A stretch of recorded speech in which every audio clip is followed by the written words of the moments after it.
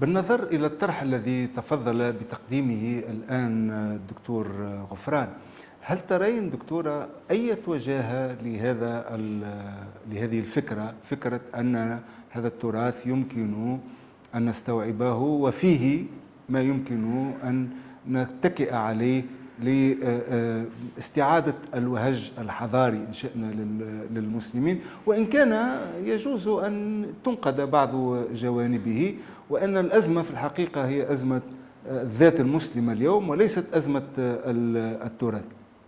هل ترين صلاحية لهذه الفكرة، خاصة في ضوء أن ربما هذه الفكرة هي الفكرة التي هيمنت على الساحة الثقافية العربية والإسلامية منذ قرنين، أنه لا يمكن تجاوز هذا التراث بالمطلق، يمكن نقد بعض أجزائه، ولكن المشكلة فينا نحن وليس في هذا التراث. هل ترين صلاحية لهذه الفكرة؟ قبل الإجابة أود أن أشير إلى ملاحظتين هامتين. استمعت إلى الدكتور وأود أن أعقب على كلامه. تحدث عن العقل الإسلامي.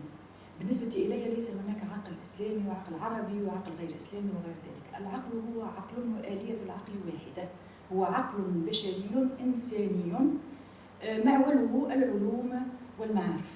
ليس هناك عقل إسلامي وعقل غير إسلامي، وهذا أنا لا أتبناه بتاتا. ثم أنت تتحدث عن التراث العربي وكأن التراث العربي انطلق مع الإسلام. التراث العربي انطلق قبل الإسلام بأشواط، ونحن في تراثنا لدينا مزيج كبير من الامتدادات الحضارية، سواء كانت منها المحلية أو حتى العالمية. تأثرنا حتى قبل الإسلام بالحضارات الأخرى، أثناء الإسلام كذلك تأثرنا، وبعد الإسلام وغير ذلك، وإلى اليوم نتأثر. لماذا؟ لأن طبيعة الإنسان هي الانفتاح، والحضارات لا تتكون إلا عبر الانفتاح وعبر التلاقح. لذلك فلا يمكن أن نعتبر أن التراث يبدأ بالوحي أو ببداية الإسلام. ربما الإسلام جاء بمرحلة أخرى من الحضارة، ولكن لا يلغي التراث الذي سبقه. ملاحظة أخرى كذلك، أرى أن الدكتور قد وقع هو بنفسه تحت طائلة مقدس ما كتبه السلف، فيقول بأننا أقزام أمام هذا التراث. لا، نحن لسنا أقزام أمام هذا التراث. نحن علينا أن نؤمن بأننا قادرون على قراءة هذا التراث. لماذا نخشى هذا التراث ونقدسه ودائما هم قد أنجزوا ونحن لم ننجز؟ علينا أن ننجز كذلك، ولكن الإنجاز يكون عبر الفهم كما قلت، وعبر إعادة العلاقة مع هذا التراث، نفهم وضرورة تجاوز هذا التراث حتى لا نبقى في عجز أمام هذا التراث.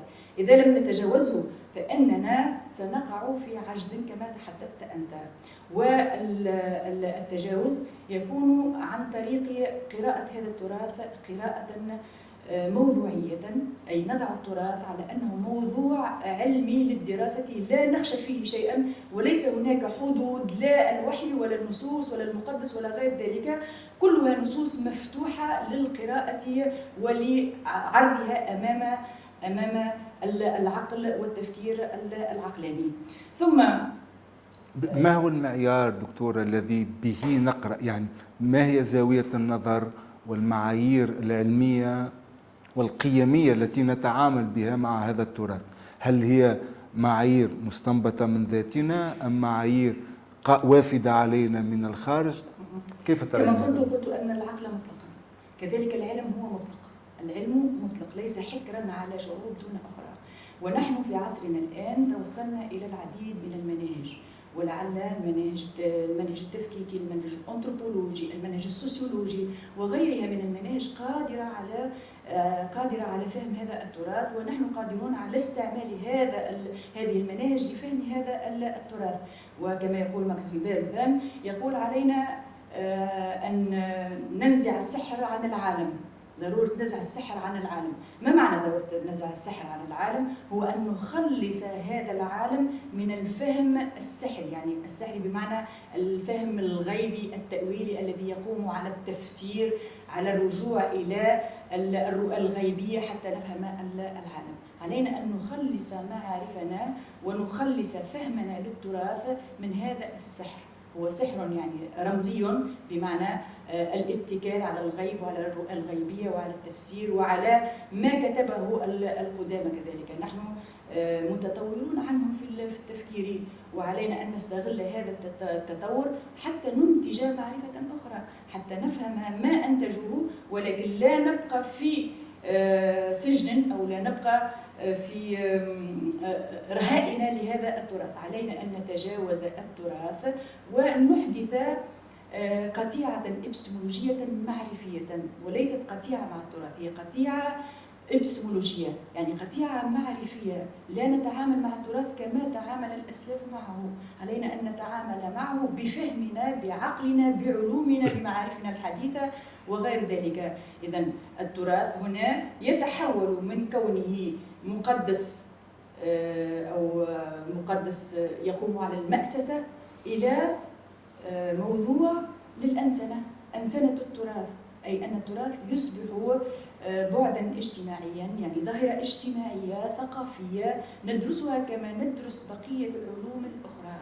إذا تجاوزنا هذا التراث أو بعد قراءته وفهمه وبعد استيعاب منظوماته إلى غير ذلك، ما هي المعرفة أو المعارف البديلة التي يمكن إنتاجها وتكون صالحة لعصرنا نحن اليوم وتكون مفيدة لواقع مجتمعاتنا؟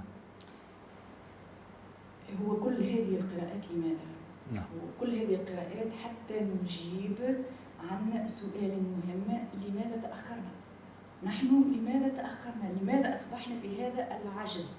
إذن فنحن بعد أن نفهم التراث وبعد أن نتجاوز هذه السلطة المكبلة لنا، هذه السلطة التي ارتهنا فيها، نتجاوز حتى نبني مستقبلا جديدا، حتى نبني فكرا جديدا، ونبني مجتمعا ثقافيا فكريا جديدا بعيد عن كل التأويلات التي جاء بها السلف.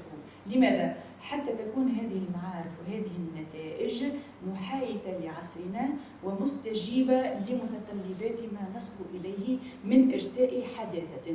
هي حداثة عليها أن تكون من رحم الثقافة العربية، من رحم الفهم العربي لثقافته لهويته، ولكن كذلك لعلوم عصره ولمتطلبات واقعه.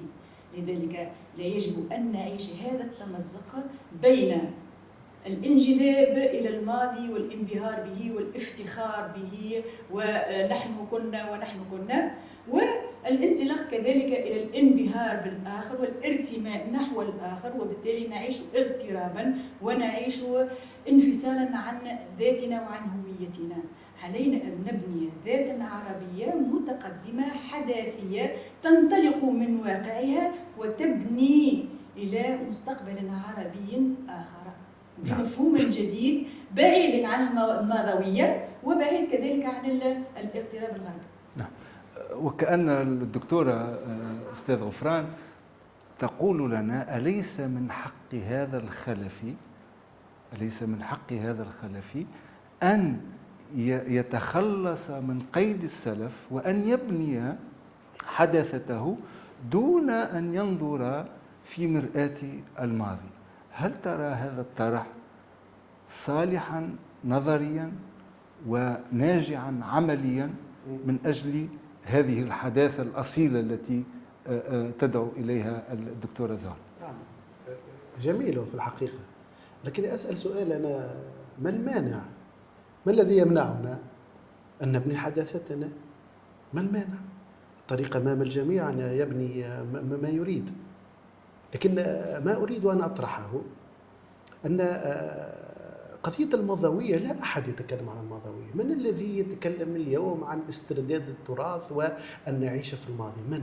هناك تيارات في الحقيقة، التيارات أصبحت هامشية، وتيارات يعني منبوذة مجتمعيا، منبوذة لدى النخب، منبوذة لدى العلماء، منبوذة لدى الجميع.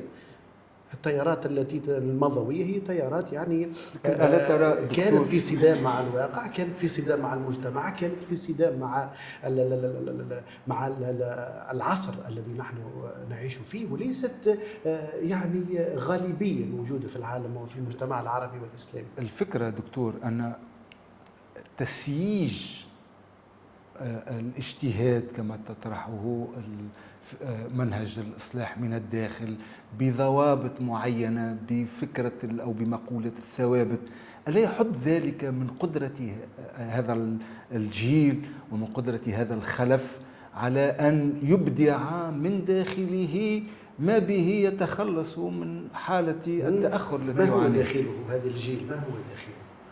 قلت يبدع من داخله. ما هو هذا الداخل الذي يمكن أن يبدع؟ الواقع الذي يعيشه، تحدياته، طبعا. العصر بقيمه طبعا. ومنظوماته هل وأفكاره. يمكن للإنسان أن يفكر من فراغ؟ هل يمكن لحضارة أن تفكر من فراغ؟ هل يمكن أن ينشأ فكر للحاضر وللمستقبل دون وجود ذاك الزخم الماضي الذي يتبع الإنسان بما أنجز فيه، بأخطائه، بمصائبه، بما يمكن أن يتعلم فيه، بإنجازاته؟ لا يمكن للإنسان أن يتكلم من فراغ ولا أن يبدع من فراغ.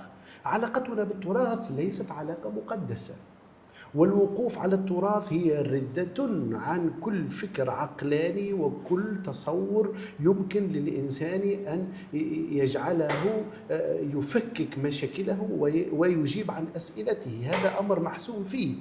نحن الذين نضخم التراث ونعتقد أن هذا التراث يعني يجب أن نجيب به عن واقعنا وعن مستقبلنا، أبدا لا أحد يتكلم بهذه الطريقة. نحن ننظر إلى التراث فيه أشياء يمكن أن نستثمرها: مفهوم الإنسان، القيم، العقل، الانفتاح على الآخر، وفيه أخطاء يجب أن نتجاوزها.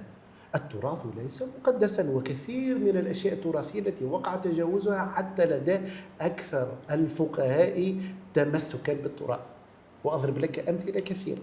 الذي يقرأ مثلا نقاشات مجامع الفقه الإسلامي الدولي اليوم في مكة وفي جدة وفي عمان وفي الأزهر وفي مختلف الحواضر الفكرية الإسلامية، يجد أن قضايا القديم، الفقه القديم أو الفكر الإسلامي القديم يدعو كثير من الناس إلى تجاوزها.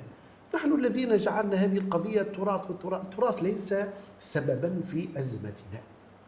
النخبة بقيت معلقة في تحارب وهما اسمه التراث، وتعتقد أن هذا التراث هو سبب نكبة الواقع، ولا أحد يمنع من انطلاق إلى حداثة تقطع مع الماضي أو تقطع مع التراث. نحن الذين نخلق هذا الوهم. لا أحد يدعو إلى الماضي، لابد أن ننظر إلى الأمام، ننظر إلى المستقبل. هذا التراث نحن نحمله، وقول أننا أقزام أمام هذا التراث أي أننا لم ننتج المعرفة الخاصة بواقعنا، الخاصة بعصرنا، التي تجيب عن أسئلتنا نحن.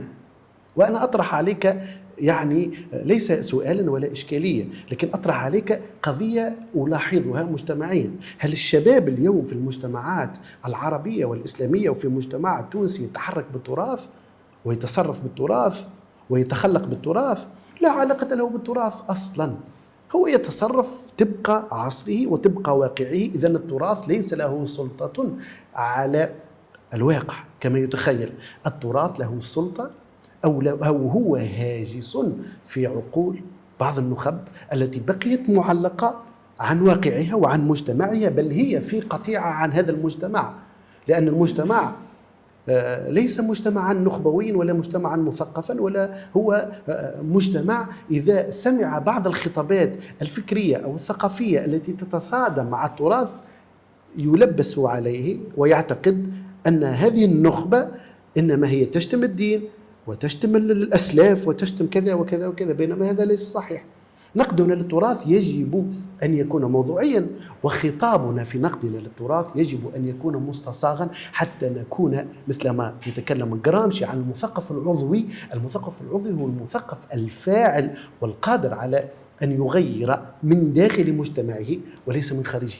نعم. المجتمعات التي تتسلط عليها أفكار صادمة أو أفكار تنسف سلطة السلف عند الذهن في الذهنيات، كما يقول غوستاف لوبون، يقول أن هذه المجتمعات سترمي بأيديها إلى الوراء إلى الخلف لتلامس أكثر الأفكار جمودا وتخلفا، محاولة منها أن تستمسك بهذا التراث نقمة في هؤلاء الذين يدعون إلى هدمه.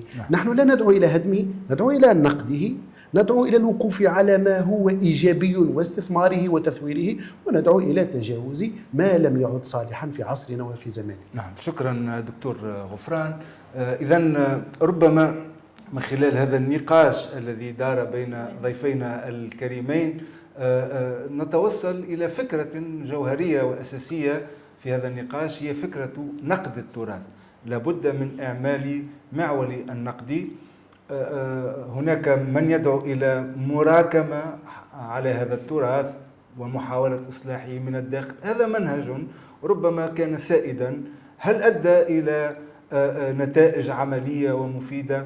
هناك من يقول أن هناك حاجة إلى أن تؤول عملية النقد إلى نوع من التجاوز لكي يعيش المسلم عصره بكامل الأريحية وبما يفيده ويفيد واقعه ويفيد دوره الحضاري في إنسانية اليوم.